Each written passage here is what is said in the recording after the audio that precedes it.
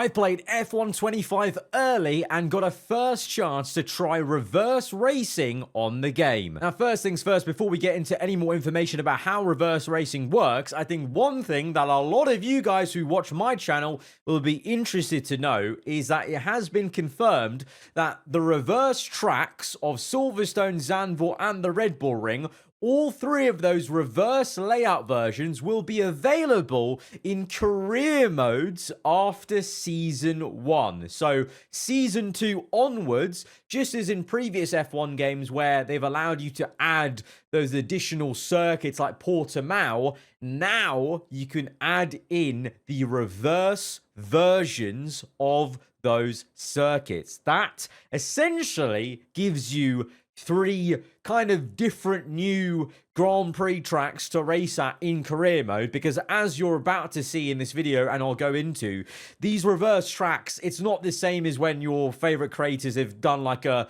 reverse, reverse driving lobby online on previous F1 games, because these reverse tracks have been fully done as if they're like normal Grand Prix. On top of the AI being fully trained to race you in the reverse tracks with the altered racing lines and adapted racing lines to all the corners, because they're all so different in reverse, and some of them now, a tight corner might open up, or, turn into a corner that opens up and vice versa. Every single detail in a typical Grand Prix has been adapted for racing backwards. This includes small changes that you might not even think of, like the brake marker boards, the start lights being flipped, off-track cameras for the replay, so you can see full replay cameras for the track in reverse, the grid boxes as well being flipped around, marshal posts and marshals, flag wavers, and the entire pit lane works backwards. You can enter from the exit and then exit from the entry, and then you will now turn in left into the pit box, have your pit stop, and then turn right out of it. And from the deep dive vlog, we've also been told that along with the optimal racing lines differing, for yourself and the AI whilst racing in reverse, that each track surface, the wear lines, the drying lines in the rain, all of that will also be exactly as it would be if, in theory, these cars drove that way. So you'll see the drying line with the new racing line you would do in reverse, and everything to do with the tire wear as well will all be as it is if you actually drove that way. So they've actually simulated it all and done all the kind of, behind the scenes calculations to make it all work as if like it's an actual real thing. Like, if they actually race backwards at Silverstone, let's say, it's trying to simulate as best it can what it would actually be like, in terms of the tire wear. So that's gonna be quite interesting. It's an unknown area in terms of, how does the tire get affected going backwards? Is Silverstone going to be maybe less abrasive on the tires now? Or, some of the corners now, tight corners become maybe more open, or entire sections, like sectors, are going to be completely different now. Zandvoort is a roller coaster everywhere. Like the Red Bull Ring, the first sector was always just flat out racing. That is now the last sector. That is the last sector where you're getting those two big straights and the DRS available there. So that's entirely different. So now the first sector and the second sector is the more technical one, where you're going uphill now through the corners rather than downhill through the corners. Going uphill through the corners, is that going to be now more abrasive?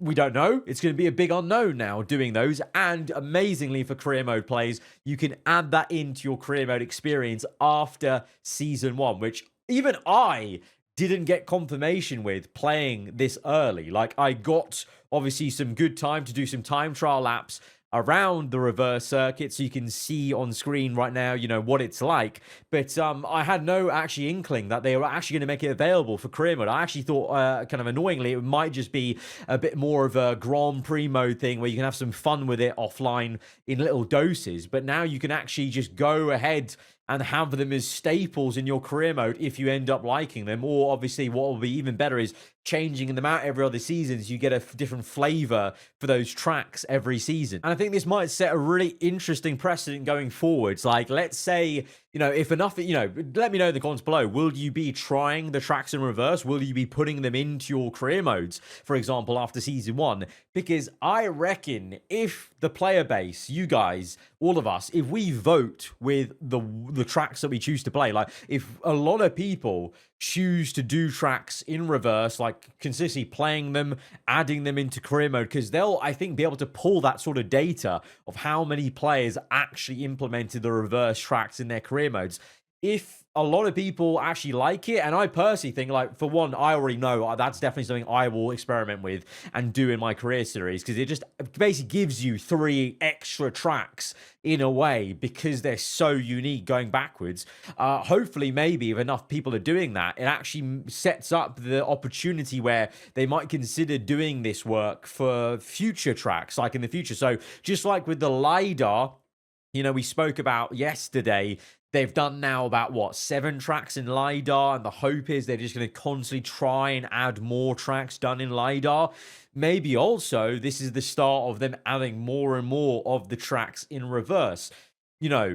Hypothetically, maybe in the future we get to a point where every single track has a reverse layouts, or most of them do, the ones that actually would work and be fun in reverse. Because the reason they've chosen Silverstone, Zandvoort, and Red Bull Ring to start it off is because they have analyzed it and they have decided that they reckon these will be quite fun in reverse. So in the future, they may go on a case-by-case basis of which ones are going to be good in reverse.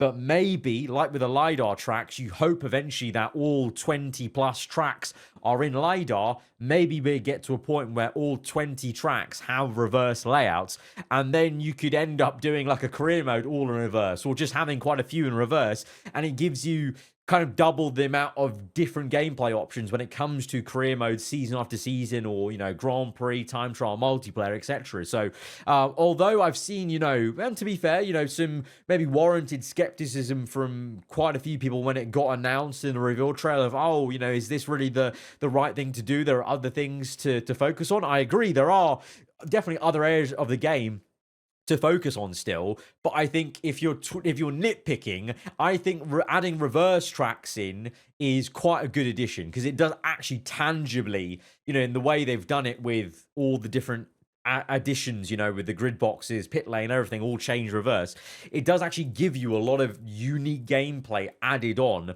rather than kind of other things that are just novelties. Like, this isn't going to be a novelty. Like this, you could do this every single season and change it up, and you would notice the difference. Like, there's no ignoring it. But let me know your thoughts down in the comments below, because like I said, there was that kind of, other side of the conversation of people maybe not liking it as much. So sound off in the comments, debate amongst yourselves maybe. Personally, I think it's a welcome addition. It's a nice, surprising addition to the game.